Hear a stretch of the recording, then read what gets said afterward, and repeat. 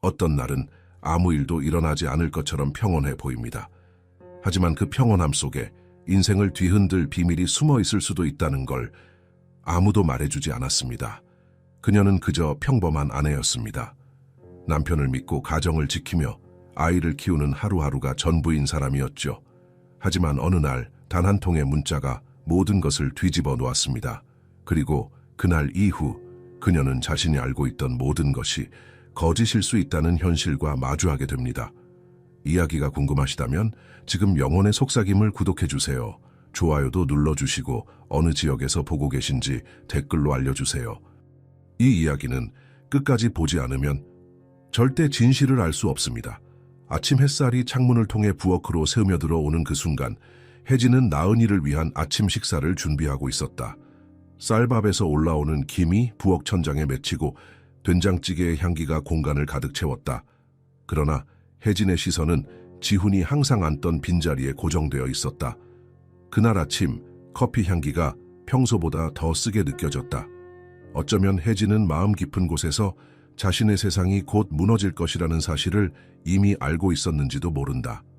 지훈은 또 다시 소위 출장이라는 이름으로 집을 비웠다. 삼성전자 기술개발부서에서 일하는 그는 최근 몇 달간 점점 더 많은 출장을 다니고 있었다. 처음에는 대구, 부산 같은 국내 도시였다가 점차 중국, 일본으로 확대되었고 이제는 한 달에 보름 이상을 집을 비우는 일이 잦아졌다. 엄마 아빠는 오늘 언제 와요? 사과 모양 식판에 김치를 놓으며 나은이가 물었다. 혜진은 억지로 미소를 지으며 대답했다. 곧 올 거야. 아빠가 중요한 회의가 있대. 이번 주말에는 우리랑 놀아준다고 약속했잖아.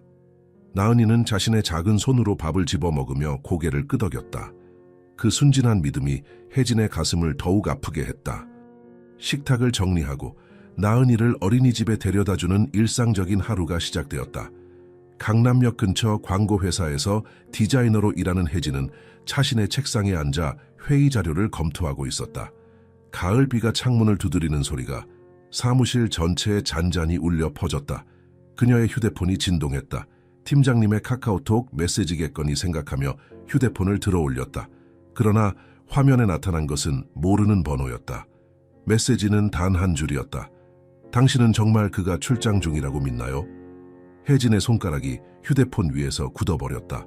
심장이 갑자기 빠르게 뛰기 시작했다. 잘못 온 메시지일까? 누군가의 장난일까? 혹은 지훈에 대한 소문이 회사에 퍼진 것일까? 그녀는 메시지를 무시하려 했다. 하지만 그 문장은 그녀의 머릿속에서 지워지지 않았다. 마치 오래전부터 가슴 한구석에 자리 잡고 있던 의심이 누군가의 손에 의해 갑자기 수면 위로 떠오른 것 같았다. 점심시간, 비가 그치자 혜진은 우산 없이 거리로 나섰다. 남편의 회사 근처 카페에 앉아 그녀는 무의식적으로 지난 몇 개월을 되돌아보기 시작했다. 지훈의 셔츠에서 맡았던 낯선 향수 냄새, 평소와 다른 귀가 시간, 갑자기 삭제된 통화 기록들, 그리고 지난주 세탁물 사이에서 발견한 영수증, 강남이 아닌 마포구의 어떤 호텔 영수증, 그건 회의실을 빌린 거라고 했지. 혜진은 스스로를 달래려 했다. 하지만 이제 그 설명도 의심스러워졌다. 사무실로 돌아온 그녀는 일에 집중하려 했지만 그 메시지가 계속 머릿속을 맴돌았다. 당신은 정말 그가 출장 중이라고 믿나요? 퇴근 후 어린이집에서 나은이를 데려와 집으로 향했다. 아파트 현관문을 열고 들어서는 그 순간 혜진은 무언가 다른 점을 느꼈다.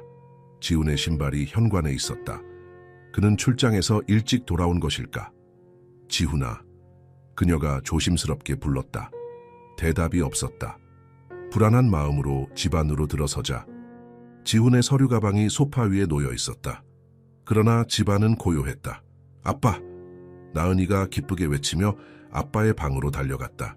혜진은 천천히 따라갔다. 지훈은 침대에 누워 깊이 잠들어 있었다.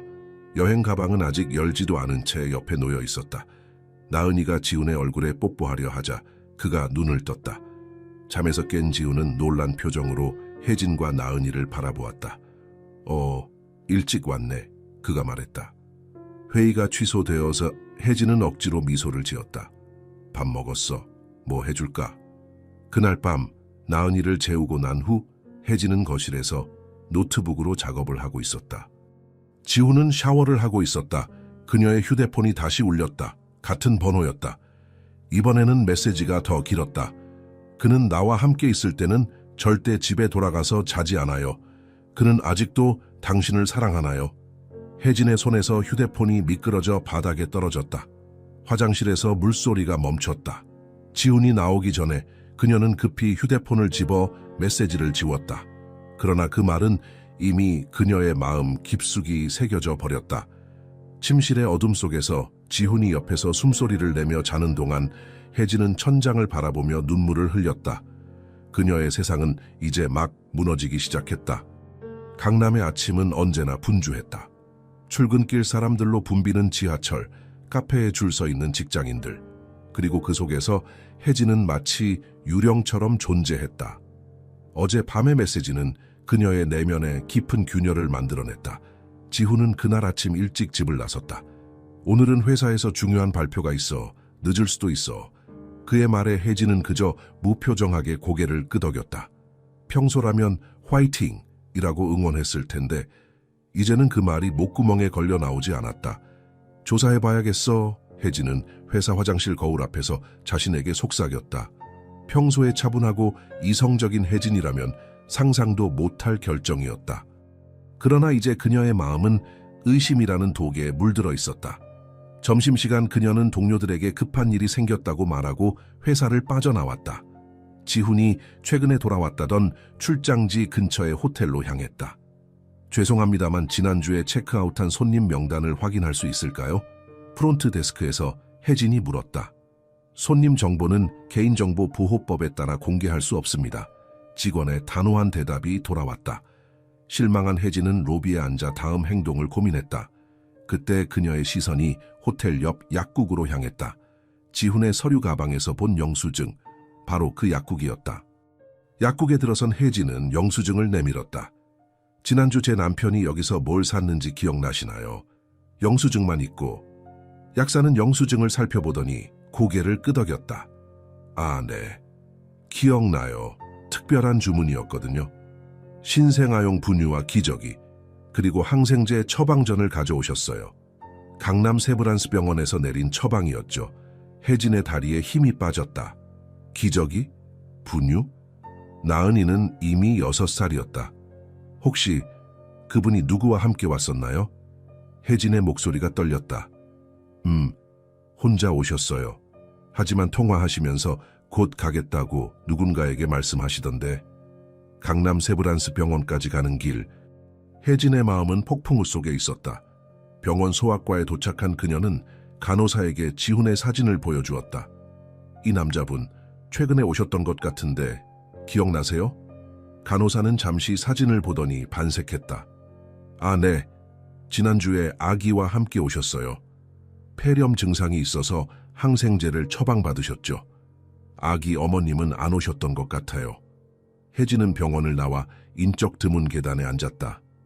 눈물이 볼을 타고 흘러내렸다. 그녀의 머릿속은 혼란스러웠다.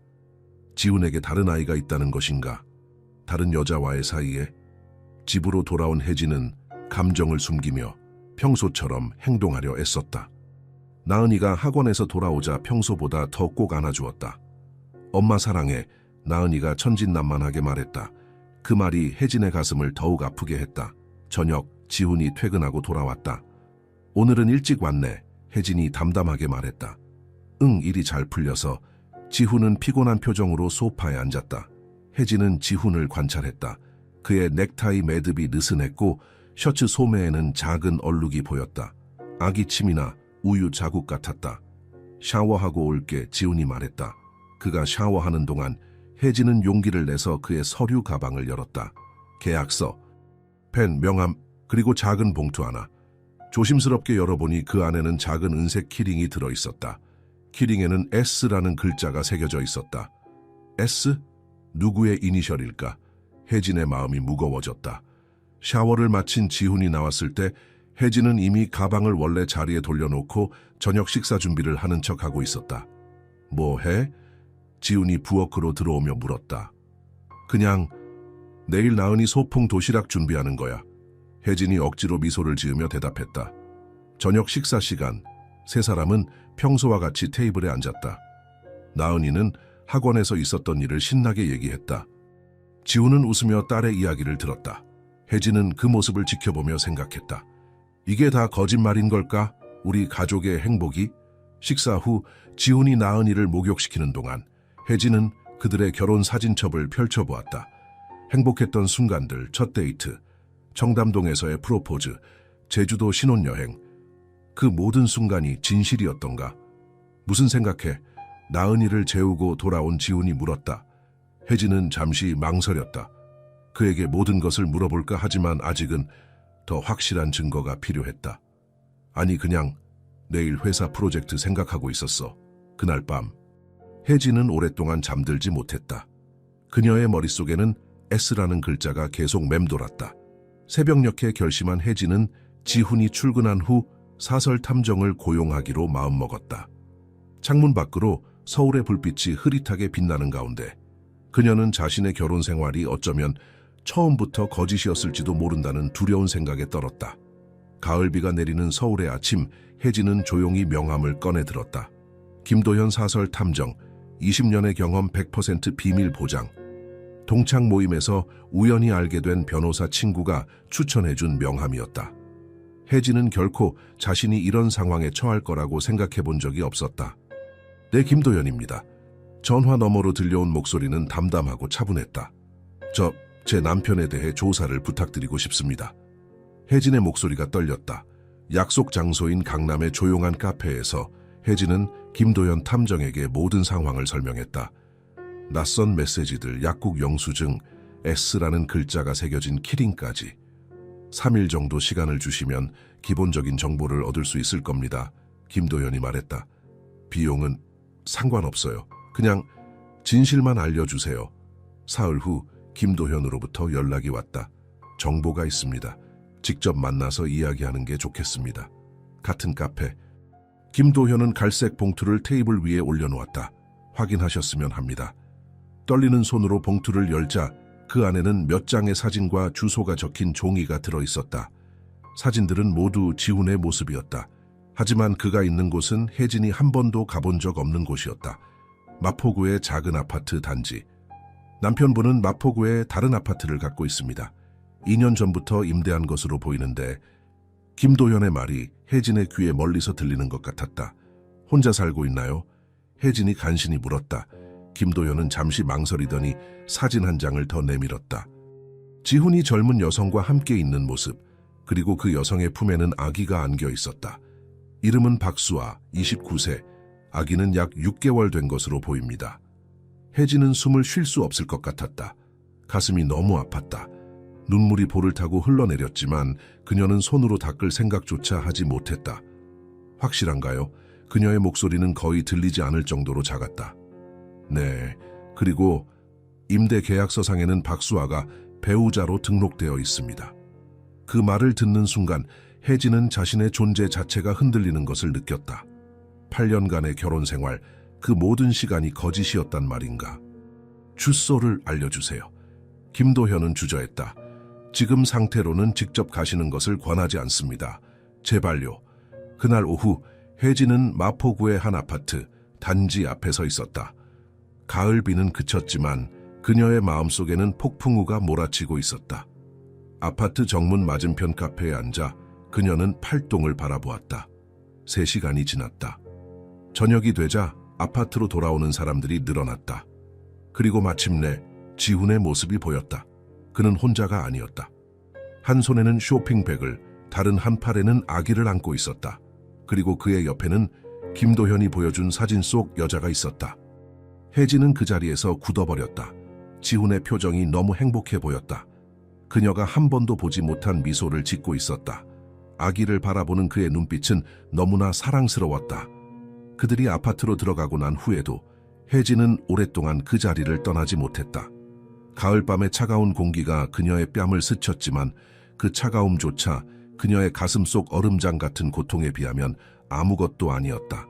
집으로 돌아가는 택시 안에서 혜진은 멍하니 창밖을 바라보았다. 서울의 밤은 화려한 불빛으로 가득했지만 그녀에게는 모든 것이 흑백으로 보였다. 제가 알아본 바로는 김도현이 보낸 메시지를 다시 읽었다. 박수아와 당신 남편은 약 3년 전부터 알았던 것 같습니다. 계약서상 그들은 2년 전에 결혼한 것으로 되어 있고요. 2년 전, 혜진은 그때 나은이의 유치원 입학을 준비하느라 바빴었다. 지우는 자주 출장을 갔고 그녀는 그를 믿고 기다렸다. 모든 게 거짓이었다. 집에 도착한 혜진은 나은이가 이미 잠들어 있는 것을 확인했다. 베이비시터가 아이를 재우고 막 떠나려던 참이었다. 많이 늦으셨네요. 지훈 씨는 아직 안 오셨어요. 물론이다. 그는 지금 다른 집에 있을 테니까. 베이비시터가 떠난 후 혜진은 나은이의 방에 들어가 딸의 자는 모습을 오랫동안 바라보았다. 나은이의 평화로운 숨소리만이 방 안을 채웠다. 엄마가 지켜줄게. 혜진이 속삭였다. 무슨 일이 있어도. 침실로 돌아온 혜진은 침대에 앉아 지훈에게 전화를 걸었다. 그는 받지 않았다. 당연했다. 혜진은 자신의 결혼 반지를 바라보았다. 백금의 작은 다이아몬드가 박힌 심플한 디자인. 지훈이 청담동 주얼리숍에서 고른 것이었다. 그때 그의 눈에 담겨있던 사랑이 진실이었을까? 아니면 그때부터 모든 것이 계산된 연기였을까? 침대 위에 누운 혜진은 천장을 바라보며 생각했다. 나는 내내 그의 첫 번째 여자인 줄 알았어. 그런데 내가 정말 두 번째 여자였던 걸까? 밤새 잠들지 못한 혜진의 눈에는 더 이상 눈물이 나지 않았다. 그저 커다란 공허함만이 남아있었다. 아침이 밝아오자 그녀는 한 가지 결심을 했다. 박수아가 누군지 알아내야 해. 가을의 마지막 햇살이 서울 거리를 따스하게 비추는 오후, 혜진은 다시 김도현 탐정을 만났다. 이번에는 강남의 번화가가 아닌 한강변의 조용한 카페였다. 근처에서는 아이들이 연을 날리고 연인들이 자전거를 타며 한가로운 시간을 보내고 있었다. 그 평화로운 풍경이 혜진의 상황과 너무 대조적이어서 더욱 가슴 아팠다. 박수아에 대한 정보입니다. 김도현이 태블릿을 건네주었다. 생각보다 복잡한 배경을 가진 여성입니다. 화면에는 박수아의 사진과 함께 간략한 프로필이 정리되어 있었다. 1994년생 전라남도 출신, 고아원에서 자랐으며 고등학교 중퇴 후 서울로 올라와 여러 일을 전전했다는 내용이었다. 고아원이요? 혜진이 놀라서 물었다. 네. 수아 씨는 5살 때 부모를 교통사고로 잃고 목포의 한 고아원에서 자랐습니다. 17살에 가출해서 서울로 올라왔고요. 혜진은 잠시 묵묵히 정보를 읽었다. 박수아의 인생은 고난의 연속이었다. 다양한 아르바이트, 호스티스 일, 그리고 카페 직원으로 일하다가 3년 전 지훈을 만났다는 기록까지. 그런데 이상한 점이 있습니다. 김도현이 계속해서 말했다. 3년 전부터 수아 씨의 생활 패턴이 급격히 바뀌었어요. 갑자기 강남에 위치한 고급 피트니스 센터에 다니기 시작했고 명품도 구매하기 시작했습니다. 그런데 이런 생활 수준의 변화를 뒷받침할 만한 직업적 변화는 없었어요. 지훈이 그녀를 지원했다는 건가요? 아마도요. 하지만 그것보다 더 이상한 것은 수아 씨의 과거 기록 중 일부가 마치 누군가에 의해 깨끗하게 정리된 듯한 인상을 받았다는 점입니다. 마치 보호받고 있는 것처럼요. 혜진의 눈썹이 찌푸려졌다. 무슨 뜻이죠? 보통 이런 배경을 가진 사람들은 사회적 흔적이 많이 남아있기 마련입니다. 채무 기록이라든지 법적 분쟁이라든지. 하지만 수아 씨의 기록은 너무 깨끗해요. 마치 누군가가 그녀의 과거를 정리해 준 것 같습니다. 혜진은 잠시 생각에 잠겼다. 지훈에게 그런 능력이 있었을까? 아니면 다른 누군가가... 혹시 수아 씨가 사는 아파트 누구 명의인지 확인해 보셨나요? 김도현이 고개를 끄덕였다. 김지훈과 박수아 공동 명의입니다. 하지만 구매 자금은 전액 김지훈 씨의 계좌에서 나왔습니다. 집으로 돌아가는 길, 혜진의 머릿속은 복잡한 생각으로 가득 찼다. 지훈은 왜 그렇게 박수아를 보호하고 있는 걸까? 단순한 불륜이라기엔 너무 많은 것을 투자하고 있었다. 저녁 식사 시간, 지훈은 평소와 같이 퇴근하여 집에 돌아왔다. 그의 표정은 조금 지쳐 보였지만 나은이에게는 여전히 다정한 아빠였다. 오늘 회사에서 어땠어? 혜진이 물었다. 그녀의 목소리는 평소와 달리 약간 차가웠다. 지훈은 잠시 혜진을 쳐다보더니 말했다. 괜찮았어. 좀 바빴지만. 그의 눈에는 약간의 경계심이 보였다. 바쁜 일이 뭔데? 혜진이 다시 물었다. 그냥 새 프로젝트 때문에 왜 갑자기? 아니, 궁금해서. 식사 후 지훈은 머리가 아프다며 일찍 침실로 들어갔다. 혜진은 나은이를 재우고 난 후 조용히 지훈의 휴대폰을 확인했다. 암호가 바뀌어 있었다. 예전에는 나은이의 생일이었는데 다음 날 아침 혜진은 결심했다. 박수아를 직접 만나보기로 한 것이다. 하지만 어떻게? 직접 찾아가면 지훈에게 들킬 위험이 있었다. 회사에 병가를 내고 혜진은 마포구의 그 아파트 근처 카페에 다시 자리를 잡았다. 어제 김도현에게서 받은 정보에 따르면 박수아는 매일 오전 10시경 아기와 함께 근처 공원을 산책한다고 했다. 그리고 예상대로 10시 5분 박수아가 유모차를 밀며 아파트에서 나왔다. 가까이서 보니 그녀는 생각보다 더 어려 보였다. 맑은 피부에 긴 생머리, 그리고 조금은 불안해 보이는 눈빛. 혜진은 심호흡을 하고 그녀를 따라 공원으로 향했다. 어떻게 접근할지 계획은 없었다. 그저 직감에 따라 행동하기로 했다. 공원 벤치에 앉은 박수아는 유모차에서 아기를 꺼내 무릎에 앉혔다. 아기는 약 6개월쯤 된 남자아이였다. 지훈을 닮은 눈매가 혜진의 가슴을 찔렀다. 안녕하세요. 혜진이 천천히 다가가 인사했다. 아기가 정말 귀엽네요. 박수아는 미소를 지으며 고개를 끄덕였다. 고마워요. 몇 개월이에요? 7개월이요. 이제 막 앉기 시작했어요. 혜진은 떨리는 손을 주머니에 넣으며 물었다. 혹시 이 근처 사세요? 네, 저기 아파트요. 박수아가 손으로 가리켰다. 저도 이사 올 생각이라서요. 이 동네 어때요? 애 키우기 좋나요? 대화는 의외로 자연스럽게 흘러갔다. 박수아는 수줍음이 많았지만 아이에 관한 이야기가 나오자 눈을 빛내며 열심히 말했다. 혜진은 그녀가 나쁜 사람은 아니라는 것을 느꼈다. 오히려 어딘가 상처받기 쉬운, 보호받고 싶어하는 여린 영혼 같았다. 남편분은 어떤 일 하세요? 혜진이 조심스럽게 물었다. 박수아의 표정이 잠시 굳었다. 회사원이에요. 기술 개발 쪽. 아, 제 남편도 그쪽 일해요. 혹시 삼성전자 아니요. 박수아가 빠르게 말을 잘랐다. 다른 회사예요. 대화가 이어지는 동안 혜진은 박수아가 지훈에 대해 말할 때마다 약간 긴장하는 것을 느꼈다. 마치 뭔가를 숨기려는 듯했다. 저희 남편은 출장이 많아서 힘들어요. 혜진이 의도적으로 말을 꺼냈다. 그 순간 박수아의 눈에 슬픔이 스쳤다. 지훈이는 제 남편도 바빠요. 하지만 항상 약속은 지켜요. 그가 약속한 것 중 어긴 적은 없어요. 지훈이요. 혜진의 심장이 멎는 것 같았다. 박수아의 얼굴이 창백해졌다. 네. 우리 남편이요. 침묵이 이어졌다. 혜진은 더 이상 숨길 수 없었다. 저는 김혜진이에요. 김지훈의 아내죠. 박수아의 눈이 커졌다. 공포, 충격, 그리고 이상하게도 혼란이 그녀의 눈에 가득했다. 무슨 말씀이세요? 지훈이 말로는 당신은 돌아가셨다고. 혜진의 세상이 무너져 내렸다. 뭐라고요? 지훈이가 말했어요. 그의 첫 번째 부인은 나은이를 낳고 산후 우울증으로 자살했다고. 박수아의 목소리가 떨렸다. 혜진은 그 자리에 주저앉을 뻔했다. 지훈은 그녀가 죽었다고 거짓말을 한 것이다. 그리고 박수아는 그것을 믿고 있었다. 난 살아있어요. 그리고 나은이는 내 딸이에요. 두 여자는 서로를 바라보았다. 둘 다 희생자였다.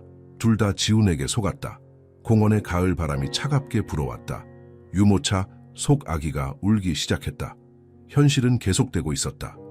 혜진은 집으로 돌아가는 택시 안에서 창밖을 바라보았다.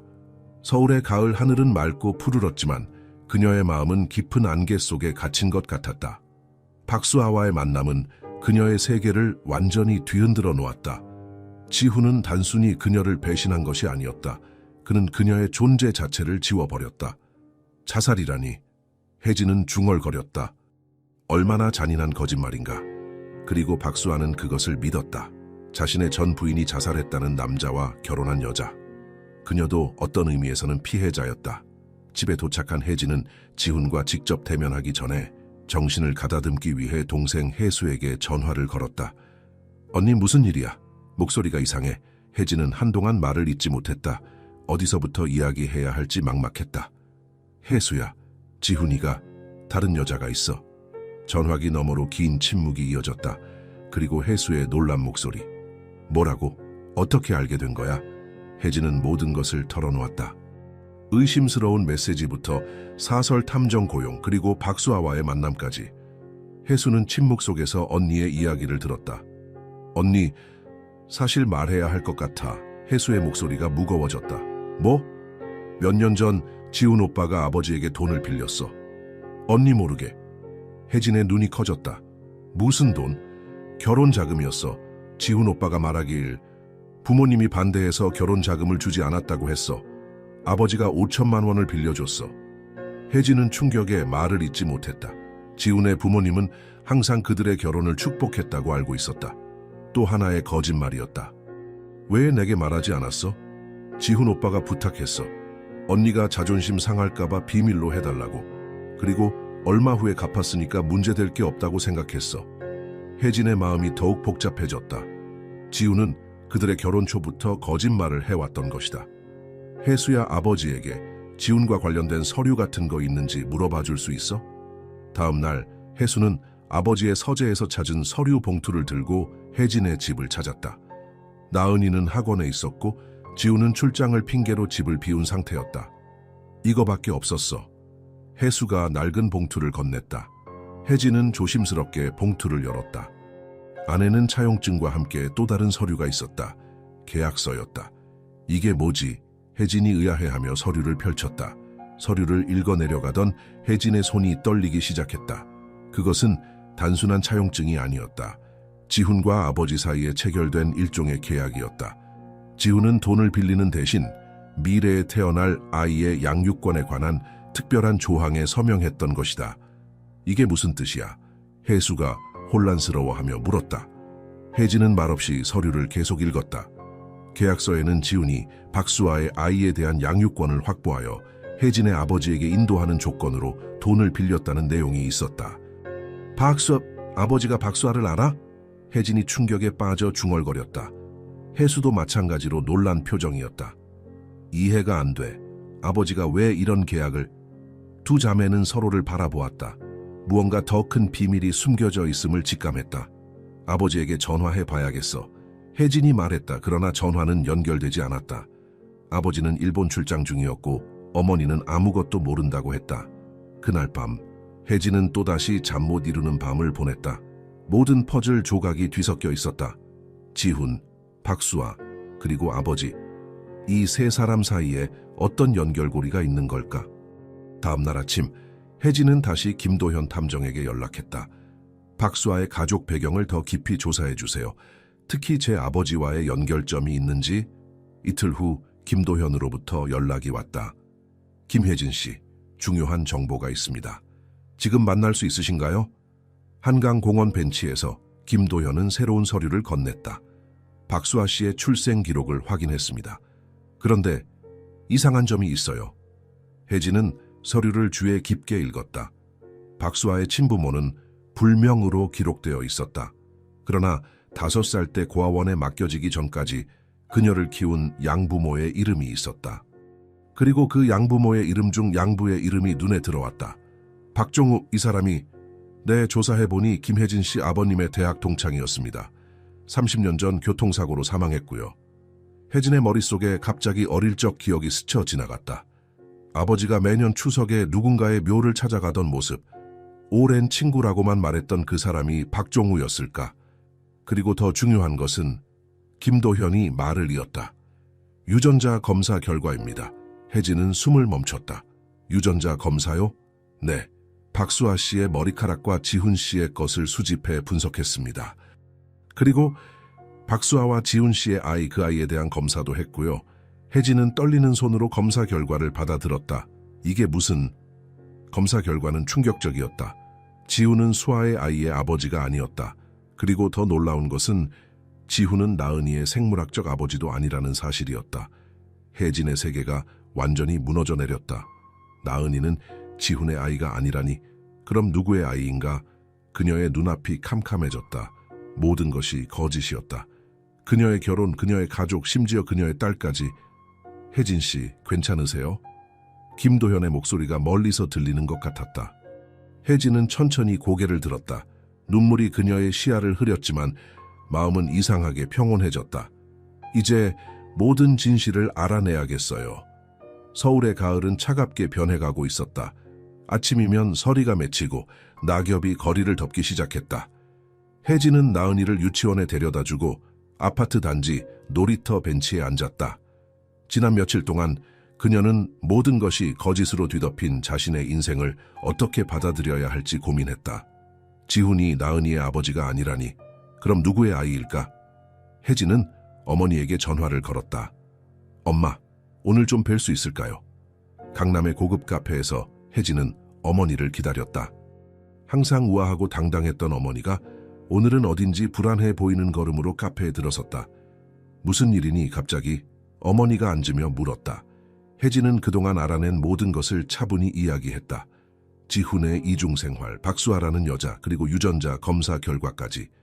그리고 어제 아버지와 지훈이 맺은 이상한 계약서도 발견했어요. 혜진이 말을 이었다.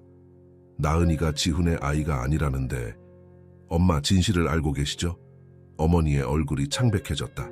그녀는 오랫동안 침묵을 지키다가 마침내 입을 열었다. 혜진아, 네가 알 날이 올 줄 알았어. 하지만 이렇게 고통스러운 방식으로 알게 될 줄은. 혜진은 숨을 깊게 들이마셨다. 나은이는 누구의 아이예요? 어머니의 눈에 눈물이 고였다. 수민이, 내 친구 수민이의 아이야. 혜진의 눈이 커졌다. 이민수 대학 시절 그녀의 가장 친한 친구였던 여자. 그녀는 6년 전 갑작스러운 사고로 세상을 떠났다. 수민이? 어떻게? 수민이가 죽기 전 그 아이는 이미 임신 8개월이었어. 너는 몰랐지. 그 애가 너에게 숨긴 거야. 혜진은 충격으로 말을 잇지 못했다. 수민이 임신했었다니. 왜 그녀에게 말하지 않았을까? 아이 아버지는 누구였어요? 어머니는 고개를 저었다. 수민이도 말하지 않았어. 다만 이 일로 아이가 고통받게 하고 싶지 않다고 했지. 그럼 나은이는 수민이의 딸이었던 거예요? 그래, 수민이가 사고로 죽은 후 병원에서 아이를 구했어. 하지만 그 아이를 맡을 친척이 없었지. 수민이 부모님은 이미 돌아가셨고 네 아버지가 그 아이를 데려오기로 했어. 지훈을 통해서. 지훈을 통해서요? 지훈은 당시 법무팀에서 일했잖아. 아버지가 그에게 입양 절차를 밟아달라고 부탁했어. 그리고 너와 지훈이 그 아이의 부모가 되는 조건으로 지훈의 빚을 탕감해주겠다고 했지. 혜진은 멍하니 창밖을 바라보았다. 모든 기억이 새롭게 재구성되었다. 6년 전 갑자기 지훈이 데려온 친구의 아이. 혜진은 그 아이를 보자마자 사랑에 빠졌고 곧 입양 절차를 밟았다. 그리고 그때부터 나은이는 그녀의 딸이 되었다. 왜 진실을 말하지 않으셨어요? 수민이의 마지막 부탁이었어. 아이에게 그녀가 불행한 사고로 죽은 엄마라는 사실을 알리지 말아달라고. 그리고 네가 그 아이를 너무 사랑하는 것을 보니 진실을 말할 필요가 없다고 생각했지. 혜진의 눈에서 눈물이 흘러내렸다. 그럼 박수아는? 그녀와 아버지는 무슨 관계예요? 어머니는 깊은 한숨을 내쉬었다. 그건 아버지가 직접 말해야 할 것 같구나. 집으로 돌아가는 길 혜진은 나은이가 자신의 친구 수민의 아이라는 사실을 받아들이려 애썼다. 그것은 충격이었지만 이상하게도 위로가 되는 진실이기도 했다. 수민은 그녀가 가장 사랑했던 친구였다. 그리고 이제 그녀의 가장 소중한 것, 나은이를 혜진에게 맡긴 것이다. 아파트에 도착한 혜진은 나은이의 사진첩을 꺼내보았다. 나은이의 눈, 그 모습이 수민을 닮았다는 것을 이제야 깨달았다. 어떻게 그동안 알아채지 못했을까? 저녁, 지훈이 퇴근하고 돌아왔을 때 혜진은 평소와 다르게 차분했다. 밥 먹을래? 그녀가 물었다. 지훈은 의아한 표정으로 고개를 끄덕였다. 나은이는 친구네 자러 갔어. 식탁에 마주 앉은 두 사람 사이에 무거운 침묵이 흘렀다. 나은이가 네 아이가 아니라는 거 알고 있었어? 혜진이 갑자기 물었다. 지훈의 얼굴이 창백해졌다. 그는 말없이 혜진을 바라보다가 고개를 끄덕였다. 처음부터? 그래. 그런데 왜 나한테 말하지 않았어? 지훈은 한동안 침묵하다가 천천히 이야기하기 시작했다. 내 아버지가 부탁했어. 그리고 난 당시 큰 빚을 지고 있었고 직장도 불안정했어. 네 아버지는 내 빚을 갚아주고 좋은 자리를 마련해주겠다고 했지. 대가로 네가 나은이의 아버지가 되어주길 바랐던 거야. 그뿐만이 아니었어. 네 아버지는 박수아의 아이도 원했어. 혜진의 눈이 커졌다. 뭐라고? 박수아는 사실 네 아버지와 관련이 있어. 그녀의 양부모 중 양부가 네 아버지의 오랜 친구였는데 혜진은 이미 그 사실을 알고 있었다. 그래서 네 아버지는 박수아를 도와주고 싶어 했어. 그녀가 임신했을 때 아이 아버지는 그녀를 버렸어. 네 아버지는 나에게 그 아이의 아버지 역할을 해달라고 부탁했지. 혜진은 믿을 수 없다는 표정으로 지훈을 바라보았다. 그래서 넌 두 가정을 꾸린 거야. 나와 나은이 그리고 수아와 그녀의 아이? 지훈은 고개를 숙였다. 처음엔 그저 계약일 뿐이었어. 하지만 시간이 지나면서 넌 수아를 사랑하게 된 거지. 지훈은 말없이 고개를 끄덕였다. 혜진은 차가운 미소를 지었다. 그런데 왜 수에게 내가 죽었다고 거짓말을 했어? 지훈의 눈에 당혹감이 어렸다. 넌 수아를 만났어? 그래. 그리고 그녀는 내가 나은이를 낳고 자살했다고 알고 있더라. 지훈은 머리를 감싸쥐었다. 미안해. 수아가 너와 내 관계에 대해 묻길래 그냥 그렇게 말해버렸어. 시간이 지나면서 그 거짓말이 너무 커져버렸고. 혜진은 한동안 침묵했다. 그녀의 머릿속에는 수많은 생각이 교차했다. 분노, 배신감, 슬픔. 하지만 이상하게도 가장 강한 감정은 나은이에 대한 걱정이었다. 나은이는 내 딸이야. 혜진이 단호하게 말했다. 수민이가 내게 준 선물이고 내가 세상에서 가장 사랑하는 존재야. 그 사실은 변하지 않아. 지훈은 놀란 눈으로 혜진을 바라보았다. 네가 수민에 대해 알아? 방금 알았어, 엄마한테. 그럼 이제 어떻게 할 거야? 혜진은 창밖을 바라보았다. 서울의 밤하늘에는 별이 보이지 않았다. 오직 높은 빌딩의 불빛만이 어둠을 밝히고 있었다. 모르겠어. 하지만 한 가지는 확실해. 난 나은이를 지킬 거야. 어떤 일이 있어도. 날이 갈수록 서울의 가을은 깊어갔다. 남산공원의 단풍은 붉게 물들었고 찬바람이 거리를 휘감았다. 혜진은 평소처럼 회사에 출근했지만 그녀의 일상은 이미 돌이킬 수 없이 변해 있었다. 외형적으로는 모든 것이 그대로였다. 그녀는 여전히 나은이의 엄마였고 지훈의 아내였다. 하지만 그녀의 내면은 폭풍우 속에 있었다. 지훈은 며칠 전부터 출장을 핑계로 집을 비웠다. 혜진은 그가 박수아의 집에 있다는 것을 알았지만 더 이상 분노하지 않았다. 대신 그녀는 모든 진실을 파헤치는 데 집중했다. 아버지와 꼭 얘기해봐야겠어. 혜진은 결심했다. 아버지는 드디어 일본 출장에서 돌아왔다. 강남의 고급 오피스 건물 꼭대기층 아버지의 회장실에서 혜진은 그를 기다리고 있었다. 혜진아, 갑자기 회사에 오다니. 아버지가 회장실로 들어서며 말했다. 무슨 일이니? 혜진은 차분한 목소리로 물었다. 박수아가 누구인가요? 아버지의 표정이 굳었다. 그는 한동안 침묵하다가 비서에게 전화를 걸었다. 오늘 남은 일정은 전부 취소해. 비서가 나간 후 아버지는 창가로 걸어가 서울의 정영을 바라보았다.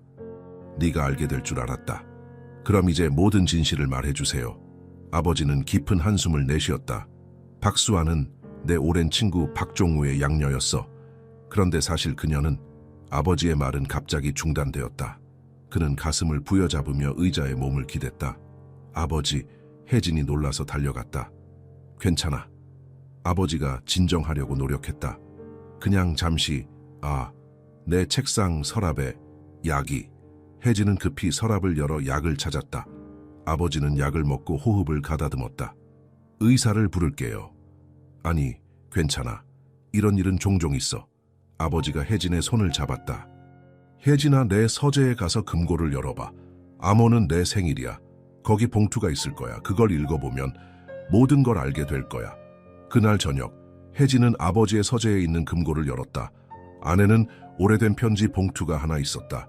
봉투에는 내가 세상을 떠난 후 혜진에게라고 쓰여 있었다. 혜진은 떨리는 손으로 봉투를 열었다. 안에는 아버지의 친필로 쓰인 편지가 들어있었다. 혜진아, 네가 이 편지를 읽는다면 아마도 모든 진실을 알게 된 후일 것이다. 아버지의 편지는 30년 전으로 거슬러 올라갔다. 아버지와 박종우는 대학 시절 가장 친한 친구였다. 그들은 같은 회사에 입사했고 함께 사업을 시작했다. 그러나 어느 날 아버지는 박종우의 아내와 불륜 관계를 맺게 되었다.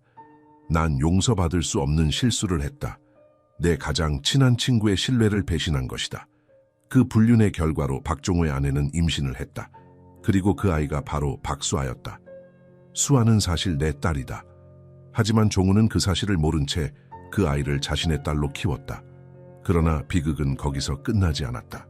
박종우와 그의 아내는 교통사고로 목숨을 잃었고 5살이 된 수아는 고아원으로 보내졌다. 난 수아가 내 딸임을 알고 있었지만 그때 이미 너와 네 어머니가 있었다. 나는 비겁하게도 그 아이를 인정할 용기가 없었다. 수아가 17살이 되었을 때 그녀는 고아원을 탈출해 서울로 왔다. 아버지는 그녀를 몰래 찾아내 경제적 지원을 시작했다. 그러나 수아는 아버지가 누구인지 알지 못했다. 그리고 3년 전 수아가 임신했다는 소식을 들었다. 아이 아버지는 그녀를 버렸고 난 지훈에게 부탁했다. 내 남편이 수아의 아이의 아버지 역할을 해주면 그의 모든 빚을 갚아주고 경력을 보장해주겠다고. 혜진은 편지를 읽으며 눈물을 흘렸다. 그녀의 아버지, 항상 도덕적이고 완벽해 보였던 그가 이런 과거를 갖고 있었다니. 난 수에게 직접 다가갈 용기가 없었다. 그래서 지훈을 통해 그녀를 보호하려 했다. 하지만 그 과정에서 내 결혼을 망쳐버렸구나. 용서해다오, 혜진아. 편지의 마지막 부분에 아버지는 자신의 모든 재산 중 상당 부분을 박수아와 그녀의 아이에게 남기겠다는 유언을 적어놓았다. 수아는 내 딸이다. 그리고 그녀의 아이는 내 손주다. 부디 그들을 이해해주길 바란다. 편지를 다 읽은 혜진은 한동안 움직일 수 없었다. 그녀의 머릿속은 혼란스러웠다. 아버지가 박수아의 친부였다. 그러니까 박수아는 그녀의 이복 여동생이었다. 혜진은 창밖을 바라보았다. 밤하늘에 별이 하나둘 떠오르고 있었다. 그녀는 이제 모든 것을 이해했다. 지훈의 이중생활, 아버지의 비밀 계약, 그리고 수아가 왜 그토록 보호받고 있었는지까지. 그녀의 마음속에 분노가 일었다. 아버지와 지훈, 두 남자는 그녀의 인생을 거짓말로 채워왔다. 하지만 동시에 이상하게도 그녀는 박수아에 대한 연민을 느꼈다. 수아 역시 이 모든 거짓말의 피해자였다. 그녀는 자신의 진짜 아버지가 누구인지도 모른 채 살아왔고 지훈에게 속았으며 어쩌면 아직도 혜진이 죽었다고 믿고 있을지도 모른다. 혜진은 결심했다. 박수아를 다시 만나야 한다. 그리고 이번에는 모든 진실을 함께 나눌 것이다. 아파트로 돌아오는 길 혜진은 지훈으로부터 문자를 받았다. 우리 얘기해야 할 것 같아. 내일 저녁에 들어갈게. 혜진은 차가운 미소를 지었다. 이제 그녀는 더 이상 희생자가 아니었다. 그녀는 진실을 알고 있었고 그 진실은 그녀에게 힘을 주었다. 집에 도착한 혜진은 나은이의 방에 들어가 잠든 딸의 얼굴을 바라보았다. 나은이는 수민의 딸이었다. 그리고 이제 그녀는 온전히 혜진의 딸이었다. 넌 내 전부야. 혜진이 나은이의 이마에 키스하며 속삭였다. 그 누구도 널 빼앗아가지 못할 거야. 서울의 아침은 차가웠다. 첫 서리가 내린 날 혜진은 평소보다 일찍 일어나 창밖을 바라보았다. 오늘은 지훈과 마주할 날이었다. 모든 진실을 알게 된 후 처음으로. 엄마, 오늘 아빠 올 거예요? 아침 식사를 하며 나은이가 물었다. 혜진은 딸의 순진한 눈을 바라보았다. 나은이에게 지훈은 여전히 사랑하는 아빠였다. 진실이 무엇이든 그 관계만은 진짜였다. 응, 오늘 저녁에 올 거래. 나은이를 학교에 데려다주고 혜진은 회사 대신 마포구로 향했다. 오늘은 박수아와 다시 만나기로 한 날이었다. 이번에는 더 이상의 속임수 없이. 공원 벤치에 앉아 기다리던 혜진은 멀리서 유모차를 밀며 다가오는 수아를 발견했다. 수아의 얼굴은 지난번보다 더 창백해 보였다. 안녕하세요. 혜진이 먼저 인사했다. 수아는 조심스럽게 그녀 옆에 앉았다. 갑자기 만나자고 해서 놀랐어요. 무슨 일이신가요? 혜진은 깊게 숨을 들이마셨다. 수아 씨, 나 혜진이에요. 지훈의 아내. 그리고 당신의 이복 언니. 수아의 눈이 커졌다. 뭐라고요? 무슨 말씀을? 김도환 회장, 내 아버지. 그는 당신의 아버지이기도 해요. 혜진은 아버지의 편지 내용을 차분히 설명했다. 수아는 말없이 듣다가 갑자기 눈물을 흘리기 시작했다. 그래서 그분이 늘 멀리서 나를 도와주셨던 거군요. 난 항상 궁금했어요. 왜 낯선 사람이 나를 도와주는지. 혜진은 수아의 손을 잡았다. 이상하게도 분노나 질투 대신 그녀는 이 여자에게 연민을 느꼈다. 두 사람 모두 남자들의 거짓말에 속아왔다는 사실이 그들을 연결해 주었다. 지훈은 당신에게도 거짓말을 했어요. 그는 결코 당신 아이의 아버지가 아니에요. 수아의 표정이 복잡하게 변했다. 알아요. 사실 나도 지훈에게 거짓말을 했어요. 이 아이, 태호는 내 전 남자친구의 아이예요. 그 사람은 날 버렸고 내가 의지할 곳이 없을 때 지훈이 나타났죠. 그는 자신이 아이의 아버지 역할을 해주겠다고 약속했어요. 혜진은 멍하니 수아를 바라보았다. 모두가 서로에게 거짓말을 하고 있었던 것이다. 지훈은 당신을 사랑해요 혜진이 물었다. 수아는 잠시 망설이다 고개를 끄덕였다. 처음에는 그냥 계약 같은 것이었어요. 하지만 시간이 지나면서 우리는 서로를 의지하게 되었고 그는 태호를 정말 자신의 아들처럼 사랑해 주었어요. 두 여자는 한동안 침묵 속에 앉아 있었다. 가을 바람이 공원의 낙엽을 휘감았다. 이제 어떻게 할 거예요? 수아가 조심스럽게 물었다. 혜진은 깊은 숨을 내쉬었다. 모르겠어요. 하지만 한 가지는 확실해요. 나은이는 내 딸이에요. 그리고 당신은 내 동생이네요. 저녁, 지우는 약속대로 집에 돌아왔다. 나은이는 이미 친구네 집에서 자기로 했다. 혜진은 차분히 그를 기다리고 있었다. 들어왔어? 혜진이 평온한 목소리로 물었다. 지우는 불안한 표정으로 거실에 앉았다. 혜진아, 다 설명할 수 있어. 이미 다 알아. 혜진이 그의 말을 잘랐다. 아버지의 편지를 읽었고 수아와도 만났어. 지훈의 얼굴이 창백해졌다. 너 수아를 다시 만났어? 그래. 그리고 우리는 많은 이야기를 나눴어. 그녀가 내 이복 여동생이라는 사실도 알게 됐고 지훈은 한동안 말을 잇지 못했다. 그의 눈에는 복잡한 감정이 교차했다. 죄책감, 혼란, 그리고 안도감? 혜진아, 난 정말 미안해. 처음에는 그저 계약이었어. 하지만 시간이 지나면서 수아와 태호는 나에게 또 다른 가족이 되었어. 하지만 그렇다고 너와 나은이에 대한 내 사랑이 거짓은 아니었어. 난 그저 두 가족 모두 지키고 싶었어. 혜진은 차가운 미소를 지었다. 두 가족을 동시에 가질 순 없어, 지훈아. 알아. 지훈이 고개를 숙였다. 이제 네가 결정해줘. 우리 어떻게 해야 할까? 혜진은 창밖을 바라보았다. 서울의 불빛이 밤하늘을 수놓고 있었다. 그녀의 마음속에는 여전히 분노와 배신감이 있었지만 이상하게도 그것들은 점점 옅어지고 있었다. 당분간 떨어져 있는 게 좋겠어. 난 나은이와 함께 부모님 별장에 가 있을 거야. 시간이 필요해. 지훈은 눈물을 참으며 고개를 끄덕였다. 혜진아, 정말 미안해. 다음 날 아침 혜진은 나은이를 데리고 양평의 별장으로 향했다. 서울을 벗어난 그들은 마치 새로운 세계로 들어선 것 같았다. 산속의 맑은 공기와 고요함이 혜진의 마음을 진정시켰다. 엄마, 아빠는 언제 와요? 별장 정원에서 놀던 나은이가 물었다. 혜진은 딸을 꼭 안아주었다. 곧, 하지만 우선은 엄마랑 둘이서 휴가를 즐기자. 그날 밤 혜진의 휴대폰이 울렸다. 발신자는 수아였다. 언니, 태호가 갑자기 열이 너무 심해졌어요. 병원에 데려갔는데 의사가 폐렴이 심각하다고. 지훈이는 해외 출장 중이라 연락이 안 돼요. 혜진의 가슴이 조여왔다. 그녀는 수아의 떨리는 목소리에서 공포를 느꼈다. 어느 병원이에요? 서울대병원이요. 소아중환자실에. 혜진은 잠시 망설였다. 하지만 그녀의 마음 한구석에선 이미 결정을 내린 듯했다. 곧 갈게요. 걱정하지 마세요, 수아. 혜진은 나은이를 부모님께 맡기고 서울로 향했다. 병원에 도착했을 때 수아는 중환자실 앞 의자에 초췌한 모습으로 앉아 있었다.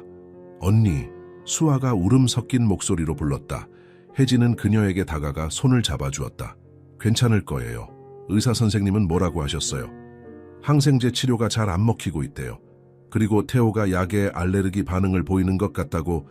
혜진은 중환자실 유리창 너머로 작은 아기를 바라보았다. 온몸에 선이 연결된 태호는 너무나 작고 연약해 보였다. 내가 한번 얘기해 볼게요. 혜진은 담당 의사를 찾아갔다. 8년간 제약회사 마케팅 부서에서 일한 경험으로 그녀는 특정 항생제와 알레르기 반응에 대해 상당한 지식을 갖고 있었다. 선생님, 혹시 세트리악손 대신 메로페넴을 시도해 보셨나요? 페니실린 알레르기가 있는 아이들에게 종종 더 효과적이라고 들었어요. 의사는 놀란 표정으로 혜진을 바라보았다. 아, 네, 그건 고려해보지 않았네요. 좋은 제안입니다. 바로 검토해볼게요. 새로운 치료가 시작된 후 태호의 상태는 조금씩 호전되기 시작했다. 수아는 안도의 눈물을 흘리며 혜진에게 감사했다. 어떻게 이런 것까지 알고 있었어요? 혜진은 미소를 지었다. 예전에 비슷한 케이스를 본 적이 있어요. 나은이도 어렸을 때 한번 비슷한 증상을 보였거든요. 두 여자는 병원 카페테리아에 앉아 커피를 마셨다. 이상하게도 그들 사이에는 어색함 대신 묘한 친밀감이 흐르고 있었다. 언니, 우리가 이렇게 될 줄 누가 알았을까요? 혜진은 깊은 한숨을 내쉬었다. 운명이란 참 이상한 것 같아요. 그때 병원 로비에서 급히 달려오는 지훈의 모습이 보였다. 그는 해외 출장 중이었지만 수아로부터 연락을 받고 바로 돌아온 것이었다. 태호는 괜찮아? 지훈이 숨을 헐떡이며 물었다. 응, 이제 괜찮아. 수아가 안도의 표정으로 대답했다. 혜진 언니가 도와줬어. 지훈은 놀란 눈으로 혜진을 바라보았다. 혜진은 자리에서 일어났다. 난 이제 가볼게요. 태호가 빨리 좋아지길 바랄게요. 지훈이 그녀를 따라 나왔다. 혜진아, 기다려. 병원 주차장에서 지훈은 혜진 앞에 서서 말했다. 왜 도와준 거야? 혜진은 잠시 생각에 잠겼다. 왜일까? 배신한 남편의 다른 여자와 아이를 돕다니. 하지만 그녀의 마음속에서 답이 들려왔다. 그 아이는 무고해. 그리고 수아는 내 동생이야. 지훈의 눈에 눈물이 고였다. 미안해. 정말 미안해. 내가 모든 걸 망쳤어. 혜진은 담담하게 말했다. 우리 모두 실수를 했어. 그리고 이제 각자의 길을 가야 할 시간인 것 같아. 야간 고속도로를 달리며 혜진은 창밖의 어둠을 바라보았다. 그녀의 마음속에는 이상한 평화가 찾아왔다. 분노와 배신감은 여전히 있었지만 그것들이 그녀를 정의하지는 않았다. 그녀는 이제 알았다. 진정한 용서는 상대방을 위한 것이 아니라 자신을 위한 것임을. 양평의 별장에 도착한 혜진은 잠들어 있는 나은이의 방에 조용히 들어갔다. 달빛이 나은이의 평화로운 얼굴을 비추고 있었다. 우리 이제 새로 시작할 거야. 혜진이 속삭였다. 엄마가 약속할게. 양평의 아침은 서울과 달랐다. 안개가 산을 감싸고 새들의 지저귀임이 고요한 공기를 가르며 햇살이 천천히 별장의 창문으로 스며들었다. 혜진은 일찍 일어나 정원에 앉아 따뜻한 차를 마시며 생각에 잠겼다. 어제 병원에서 있었던 일들이 꿈만 같았다. 엄마, 나은이가 잠옷차림으로 정원으로 뛰어나왔다. 오늘 우리 낚시 가기로 했잖아요. 혜진은 미소를 지으며 딸을 품에 안았다. 그럼 아침 먹고 바로 가자. 하루 종일 혜진과 나은이는 별장 근처 계곡에서 시간을 보냈다. 나은이는 처음으로 작은 송어를 낚아 기뻐했고 혜진은 오랜만에 마음껏 웃을 수 있었다. 모든 걱정을 잠시 잊은 채 그녀는 그저 나은이의 엄마로서 순간을 즐겼다. 저녁이 되어 별장으로 돌아왔을 때 혜진의 휴대폰이 울렸다. 발신자는 수아였다. 언니, 태호의 상태가 많이 좋아졌어요. 내일이면 퇴원할 수 있대요. 혜진은 안도의 한숨을 내쉬었다. 다행이네요. 정말 기뻐요. 언니, 고마워요. 언니가 아니었으면. 수아의 목소리가 떨렸다. 괜찮아요.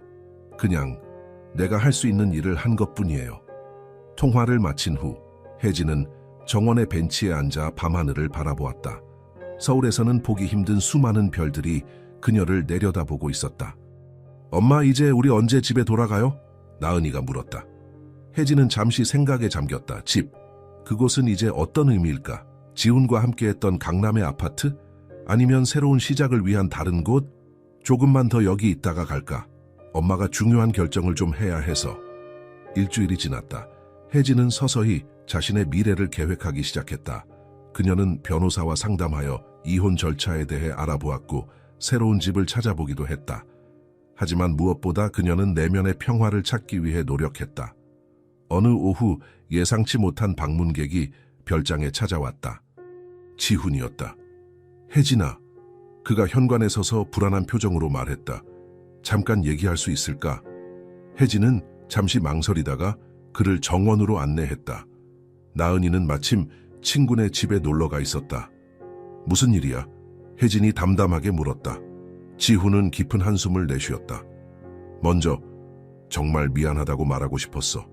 내가 한 모든 거짓말과 배신에 대해. 혜진은 말없이 그를 바라보았다. 예전에는 그의 모든 말을 믿었던 그녀였지만 이제는 달랐다. 난 변명하려는 게 아니야. 그저 네가 태호를 구해준 것에 대해 고마움을 전하고 싶었어. 그건 아이를 위한 거였어요. 아이는 무고하니까. 지우는 고개를 끄덕였다. 알아. 그래서 내가 널 더 사랑했던 거야. 네 마음의 크기를. 침묵이 흘렀다. 가을 바람이 정원의 낙엽을 휘감았다. 혜진아, 난 너와 나은이를 정말 사랑해. 그건 진심이야.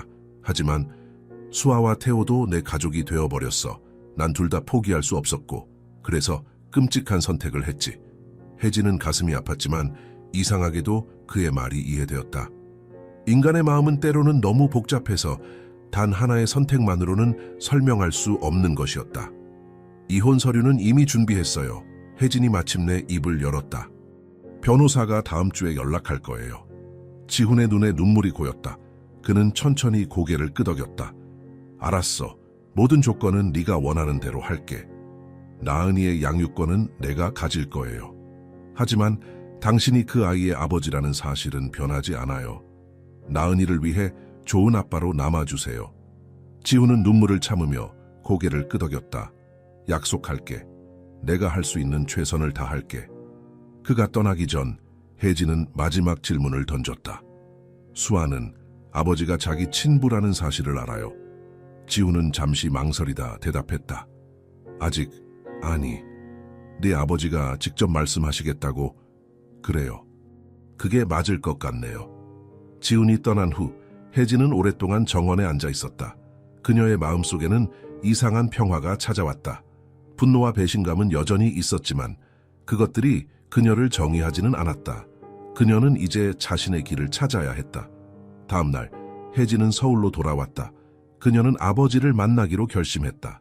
강남의 대형 병원 VIP 병실. 아버지는 창백한 얼굴로 누워 있었다. 심장 발작 후 그의 건강은 급격히 악화되었다. 아버지. 혜진이 병실로 들어서며 불렀다. 아버지는 힘없이 미소를 지었다. 혜진아, 왔구나. 혜진은 아버지 곁에 앉았다. 모든 걸 알게 됐어요. 박수아에 대해서 그리고 지훈과의 계약에 대해서도. 아버지의 눈에 눈물이 고였다. 용서해다오 혜진아. 내가 너무 많은 실수를 했구나. 수에게 진실을 말할 건가요? 아버지는 천천히 고개를 끄덕였다. 그래, 이제는 모든 진실을 말해야 할 때인 것 같아. 수아를 여기로 데려와 줄 수 있겠니? 혜진은 수에게 전화를 걸었다. 놀랍게도 그녀는 주저없이 병원으로 오겠다고 했다. 2시간 후 수아는 태호를 안고 병실에 도착했다. 그녀의 눈에는 불안과 호기심이 교차했다. 안녕하세요. 수아가 조심스럽게 인사했다. 아버지는 수아를 바라보며 눈물을 흘렸다. 수아야, 너를 이렇게 다시 보다니. 혜진은 조용히 자리를 피해 병원 복도에 앉았다. 안에서는 아버지가 수에게 모든 진실을 말하고 있을 것이다. 30년간 숨겨온 비밀, 박종우와의 우정, 그리고 수아가 그의 친딸이라는 사실까지. 1시간이 지나고 수아가 눈물로 얼룩진 얼굴로 병실에서 나왔다. 그녀는 혜진 옆에 앉았다. 그래서 우리는 자매였던 거네요. 수아가 떨리는 목소리로 말했다. 혜진은 조용히 고개를 끄덕였다. 운명이란 참 이상하죠. 언니, 정말 미안해요. 지훈 오빠와 우리가 당신을 배신한 거 용서해 주세요. 혜진은 수아의 손을 잡았다. 당신도 속았어요. 우리 모두 거짓말에 둘러싸여 있었던 거죠. 수아의 눈에서 눈물이 흘러내렸다. 이제 어떻게 해야 할까요? 각자의 삶을 살아가면 돼요. 하지만 이번에는 진실 위에서. 병실에서 나와 두 자매는 병원 카페테리아에 앉았다. 태호는 수아의 품에서 평화롭게 잠들어 있었다. 태호가 많이 좋아 보이네요. 혜진이 말했다. 수아는 미소를 지었다. 네, 덕분에요. 언니가 아니었다면 나은이가 어렸을 때 비슷한 증상을 보였거든요. 그때의 경험이 도움이 됐어요. 수아는 태호를 바라보며 말했다. 언젠가 나은이와 태호가 서로 알게 될까요? 그들은 결국 사촌이니까. 혜진은 잠시 생각에 잠겼다. 미래는 알 수 없었지만 그녀는 더 이상 진실을 두려워하지 않았다. 그럴 날이 오겠죠. 시간이 좀 필요하겠지만 그날 밤 혜진은 나은이를 데리고 새로 계약한 마포구의 아파트로 이사했다. 강남의 화려함은 없었지만 한강이 내려다 보이는 아늑한 공간이었다. 엄마, 아빠는요? 나은이가 물었다. 혜진은 딸을 꼭 안아주었다. 아빠는 이제 다른 곳에서 살 거야. 하지만 너를 자주 보러 올 거고 항상 너의 아빠로 남을 거야. 엄마랑 아빠는 더 이상 사랑하지 않아요. 혜진은 어떻게 대답해야 할지 고민했다. 사랑은 변하는 거야, 나은아. 하지만 그렇다고 없어지는 건 아니야. 엄마랑 아빠는 이제 다른 방식으로 서로를 존중하고 무엇보다 너를 사랑해. 나은이는 순수한 눈으로 고개를 끄덕였다. 아이들은 때로는 어른보다 더 쉽게 진실을 받아들이는 법이었다. 그날 밤 혜진은 새 아파트의 베란다에 서서 한강의 밤 풍경을 바라보았다. 강물은 도시의 불빛을 반사하며 끊임없이 흘러갔다. 마치 시간처럼, 인생처럼 그녀의 휴대폰이 울렸다. 메시지는 수아로부터 왔다. 언니, 아버님이 돌아가셨어요. 혜진의 눈에서 눈물이 흘러내렸다. 아버지는 결국 모든 비밀을 털어놓고 평화롭게 떠난 것이었다. 장례식장에서 혜진은 수아와 나란히 서 있었다. 처음으로 그들은 공식적으로 자매로서 함께했다. 사람들의 의아한 시선 속에서도 그들은 서로를 지지했다. 지훈도 참석했지만 그는 조용히 뒤에 서 있었다. 그의 눈에는 깊은 후회와 슬픔이 담겨 있었다. 장례를 마치고 혜진은 홀로 아버지의 영정 앞에 섰다. 아버지, 이제 편히 쉬세요. 저와 수아는 괜찮을 거예요. 우리는 앞으로 나아갈 테니까요. 타블릿으로 일을 하던 혜진의 시선이 창밖으로 향했다. 한강변을 달리는 자전거 행렬, 공원에서 뛰노는 아이들, 그리고 계절의 변화를 담은 나무들. 세상은 계속 돌아가고 있었다. 그녀의 휴대폰이 울렸다. 수아였다. 언니, 태호가 첫 걸음마를 뗐어요. 혜진은 미소를 지었다. 축하해요. 영상 좀 보내줘요. 수아와의 관계는 천천히, 하지만 꾸준히 발전하고 있었다. 상처는 여전히 있었지만 그것은 이제 그들을 갈라놓는 벽이 아니라 함께 극복해야 할 과제였다. 혜진은 더 이상 과거에 얽매이지 않기로 했다. 용서는 상대방을 위한 것이 아니라 자신을 위한 것임을 그녀는 이제 이해했다. 그리고 그 용서로 인해 그녀는 자유로워졌다. 엄마, 나 학교 갔다 올게. 나은이가 가방을 메고 현관으로 달려갔다. 조심히 다녀와, 사랑해. 혜진은 창가로 다가가 나은이가 학교 버스를 타는 모습을 지켜보았다. 그녀의 마음속에는 더 이상 어둠이 없었다. 오직 딸을 향한 사랑과 새로운 시작에 대한 희망만이 가득했다. 보이지 않는 용서의 힘은 그렇게 그녀의 삶을 변화시켰다. 그것은 상대방을 위한 것이 아니라 온전히 자신의 치유를 위한 선물이었다. 8년이 흘렀다. 서울의 봄은 언제나처럼 벚꽃으로 가득했다. 한강변의 산책로는 분홍빛 꽃잎으로 뒤덮였고 사람들은 오랜 겨울을 보내고 찾아온 따스함을 즐기고 있었다. 혜진의 작은 아파트 베란다에는 다양한 화분들이 줄지어 놓여 있었다. 그 중에서도 특히 눈에 띄는 것은 중앙에 자리한 커다란 수국 화분이었다. 푸른 꽃송이들이 활짝 피어 있었다. 엄마, 내 교복 봤어? 14살이 된 나은이가 방에서 소리쳤다. 세탁기 옆에 널어놨어. 혜진이 화분에 물을 주며 대답했다. 나은이는 이제 중학교 2학년이 되었다. 키가 훌쩍 자라 혜진의 어깨까지 왔고 긴 생머리에 수민을 닮은 또렷한 눈매를 가졌다. 학교에서는 미술의 재능을 보이며 이미 몇 번의 대회에서 상을 받기도 했다. 오늘 태호랑 영화 보기로 한 거 잊지 않았지? 나은이가 교복을 입으며 물었다. 혜진은 미소를 지었다. 물론이지. 네가 학교 끝나면 수아 이모가 태호를 데려올 거야. 지난 8년 동안 많은 것이 변했다. 혜진과 지훈은 평화롭게 이혼했고 나은이의 양육권은 혜진이 갖게 되었다. 지훈은 여전히 나은이의 삶에 참여했지만 그는 이제 공식적으로 수아와 함께 살고 있었다. 혜진과 수아의 관계는 시간이 지남에 따라 더욱 깊어졌다. 처음에는 어색했지만 두 자매는 서로에게서 위로와 힘을 찾았다. 그들의 상처는 치유되었고 이제 그들은 진정한 가족이 되었다. 나은이와 태호는 사촌으로서 자랐다. 처음에 진실을 알려주었을 때 아이들은 혼란스러워했지만 곧 새로운 현실을 받아들였다. 이제 그들은 때려야 뗄 수 없는 친구가 되었다. 나 갈게, 엄마. 나은이가 현관문을 열었다. 점심 도시락 잊지 마. 혜진이 부엌에서 달려나와 도시락을 건넸다. 학교로 향하는 나은이를 배웅한 후 혜진은 커피를 들고 작업실로 향했다.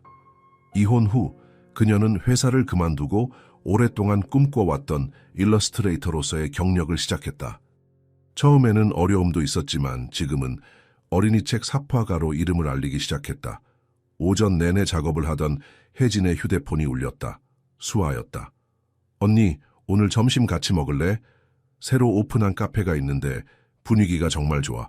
좋아, 1시쯤 괜찮을까?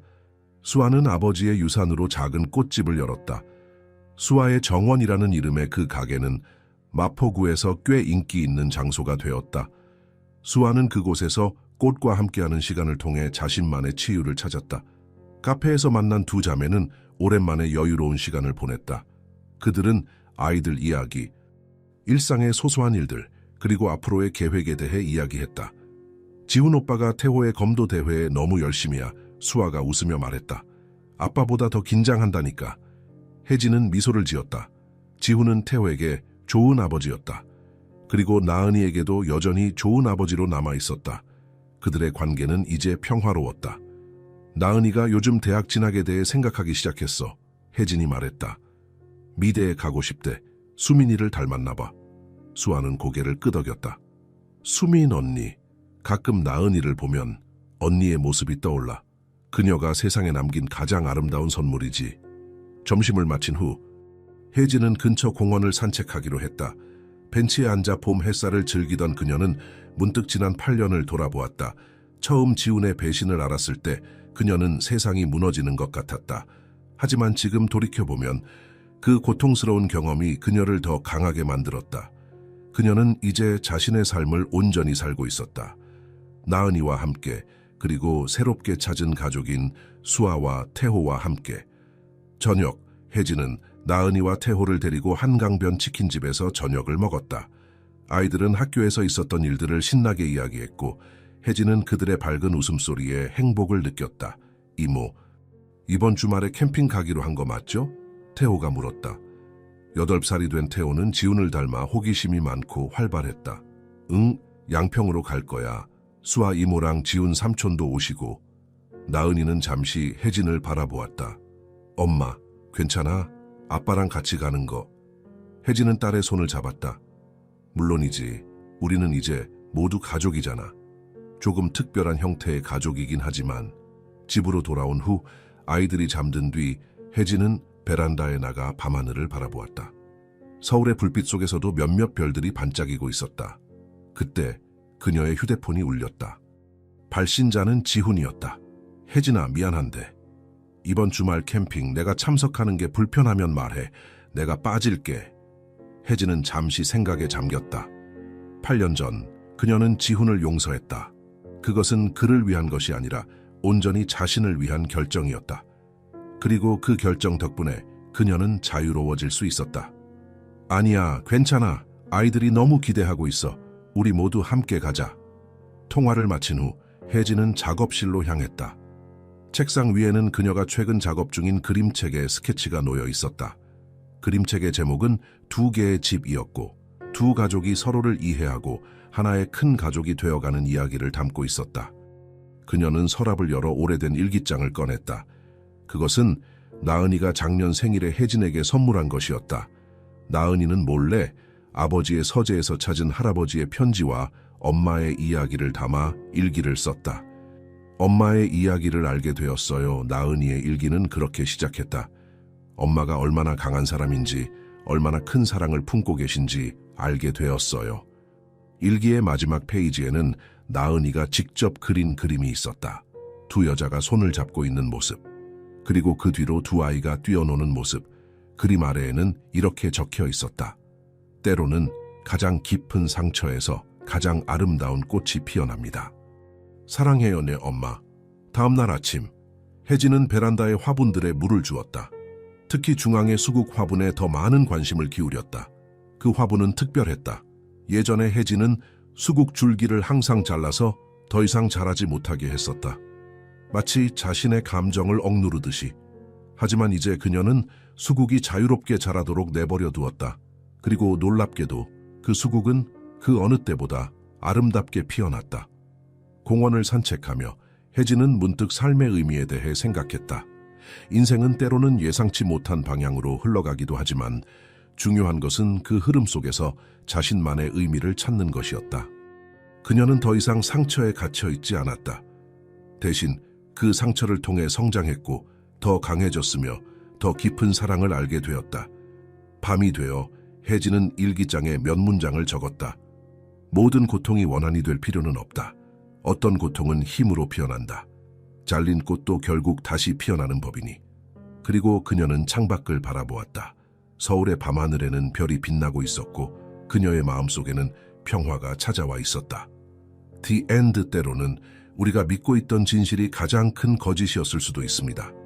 하지만 그 거짓 속에서 사랑을 지켜내고 상처를 끌어안고 살아가는 사람들의 이야기는 우리 모두의 이야기이기도 합니다. 당신이라면 어땠을까요? 당신이 그녀였다면 그 모든 배신과 상처 앞에서 어떤 선택을 했을까요? 용서할 수 있었을까요? 아니면 모든 걸 뒤로 하고 떠났을까요? 이 이야기가 마음에 닿았다면 영혼의 속삭임 채널을 구독하고 좋아요를 눌러주세요. 댓글로 당신의 생각을 나눠주시고 어느 지역에서 보고 계신지도 함께 남겨주세요. 당신의 공감과 공유가 더 많은 사람들의 마음을 울릴 수 있습니다.